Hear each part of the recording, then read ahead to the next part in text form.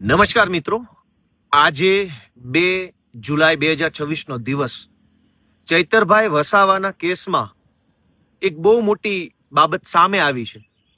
જ્યારે ચૈતરભાઈને જેલમાં પૂર્યા ત્યારના એ દિવસે જે દિવસે ચુકાદો આવ્યો એ દિવસનું જો મારું મીડિયાનું નિવેદન સાંભળ્યું હોય તો એમાં હું બોલ્યો છું કે સરકારી પોલીસ, સરકારી ફરિયાદી, સરકારી સાક્ષી, સરકારી વકીલ બધાએ ભેગા મળી અને ભાજપના ઈશારે નિર્દોષ લોકોને જેલમાં પુરાવાનું ષડયંત્ર કર્યું છે. આ નિવેદન મારું તે દિવસથી લઈ આજ દિવસ સુધીનું છે. હવે આ વિડીયો સાંભળો, બહુ એક રસપ્રદ બાબત સામે આવી છે. આ સાંભળો.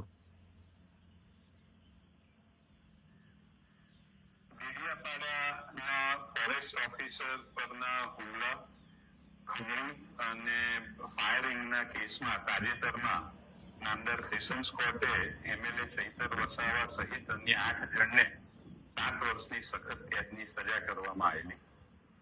એ કિસ્સામાં કાયદાનું કામ કર્યું છે, પણ એ કેસમાં જે સંવેદનશીલ બાબત એવી હતી, એક મહિલા કન્વિક્ટને 18 દિવસનું નવજાત બાળક હતું.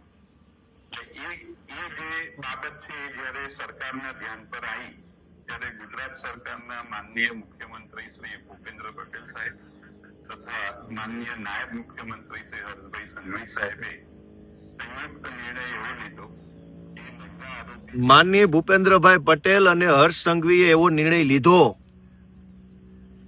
કે આ જે બેન છે એને જામીન અપાવી દેવા, છોડી મૂકવા. આ વિડીયોમાં આપણા ગુજરાત હાઈકોર્ટના સરકારી વકીલ શ્રી છે, તેઓ એવું જણાવે છે કે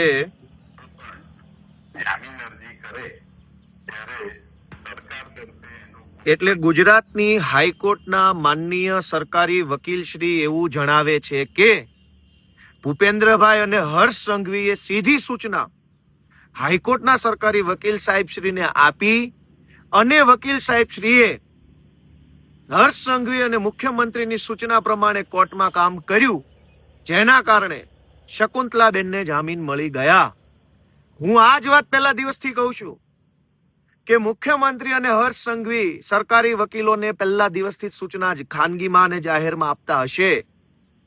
એટલે જ ડેડિયાપાડાની કોર્ટમાં નિર્દોષ માણસોને 7 વર્ષની સજા થઈ. આ સ્પષ્ટ રીતે સાંભળો, ફરીથી હું તમને સંભળાવું.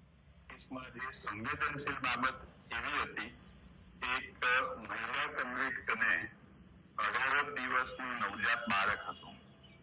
એટલે એ જે બાબત છે જ્યારે સરકારના ધ્યાન પર આવી ગુજરાત સરકારના માનનીય મુખ્યમંત્રી શ્રી ભૂપેન્દ્ર પટેલ સાહેબ તથા માનનીય નાયબ મુખ્યમંત્રી શ્રી હર્ષભાઈ સંઘવી સાહેબે સંયુક્ત નિર્ણય લીધો. હર્ષ સંઘવી અને ભૂપેન્દ્ર પટેલે સંયુક્ત નિર્ણય લીધો કે ચૈતર વસાવાને ખોટા કેસમાં 7 વર્ષની સજા પાડી આદિવાસી સમાજને જાગૃત કરે છે એ કામ રોકવાનું છે. આ ખેલ આજે ખુલ્લો પડી ગયો. હાઈકોર્ટના માનનીય સરકારી વકીલ શ્રી પોતે બોલે છે કે એને સરકારમાંથી સીધી સૂચના મળી અને કોની અધિકારીની નહીં, કાયદા વિભાગના આઈએએસ ની નહીં, કાયદા વિભાગના સચિવ, ઉપસચિવ, નાયબ સચિવ, મદદનીશ સચિવ વગેરેની નહીં, સીધી ગૃહમંત્રી હર્ષ સંઘવી અને ભૂપેન્દ્ર પટેલની સીધી સૂચના મળી. તો એનો અર્થ એમ થયો કે આ આખા કેસની અંદર સીધી સૂચના ત્યાં બેઠેલા 2 માણસોએ આપી છે, ચૈતર વસાવાને જેલમાં પૂરવાની. અને હવે એવું કહેવામાં આવે છે કે માનવતાનો સંવેદનશીલ અભિગમ રાખ્યો. ભાઈ, ડેડિયાપાડાના કેસમાં રાજપીપળાની સેશન્સ કોર્ટમાં પણ સરકારી વકીલ હતા જ. તો રાજપીપળાની સરકારી વકીલ જે કોર્ટમાં સરકારી વકીલ છે એને મુખ્યમંત્રી અને ગૃહમંત્રીએ કેમ માનવતાનો સંદેશ ન આપ્યો? ત્યાં તો સરકારી વકીલે જે કાંઈ દલીલો કરવાની હતી એ કરી, ખોટી સજા પડાવડાવી. અને હવે મુખ્યમંત્રી સંવેદનશીલ થઈ ગયા, ગૃહમંત્રી માનવતાનો અભિગમ દાખવતા થઈ ગયા. શું કામ? કેમ કે આજે ડેડિયાપાડાના પીઠા ગ્રાઉન્ડમાં 1 લાખ આદિવાસીઓ એકઠા થયા ને એટલે માનવતા યાદ આવી. પહેલા તો તમે અમાનવીય કૃત્ય કર્યું. 18 દિવસનો એક દીકરો હોય એવી માને જેલમાં મોકલી. અને હવે આદિવાસી સમાજ આક્રોશમાં આવ્યો, જાગૃત થયો, બોલતા થયા કે કેમ અમારા નેતાને જેલમાં પૂર્યા છે. તો માનવતા યાદ આવી ગઈ હર્ષ સંઘવીને. અને માનવતા યાદ આવી જ છે તો માત્ર એક બેન પૂરતી કેમ, એ બધાય નિર્દોષ જ છે. તમારી રાજકીય લડાઈ ચૈતર વસાવા સાથે છે, પણ આ કેસમાં 9 આરોપી પૈકી ચૈતર વસાવાને બાદ કરતા બાકીના બધા જ માણસો બિન રાજકીય છે, ખેડૂતો છે, એમની પત્ની છે, એમની દીકરીઓ છે. તમને માનવતા જ યાદ આવી તો બાકીના બધા લોકોને કેમ જેલમાં પૂરી રાખ્યા છે? હર્ષ સંઘવી અને ભૂપેન્દ્રભાઈ પટેલને એટલી જ વિનંતી, અને ગુજરાતભરના આદિવાસી સમાજને મારી તો એટલી વિનંતી છે કે આખો રાજકીય કેસ છે, આખો રાજકીય સ્ટન્ટ ઉભો કરવામાં આવ્યો છે. આજે હાઈકોર્ટના સરકારી વકીલ શ્રી જે બોલ્યા છે એનાથી સાબિત થઈ ગયું કે આખા કેસની અંદર મુખ્યમંત્રી અને ગૃહમંત્રીને શરૂઆતથી લઈ અંત સુધી બધી માહિતી છે. છેલ્લી વાર આ વિડીયો સાંભળી લો શું બોલે છે. મહિલા આરોપી જ્યારે પણ સાંભળો.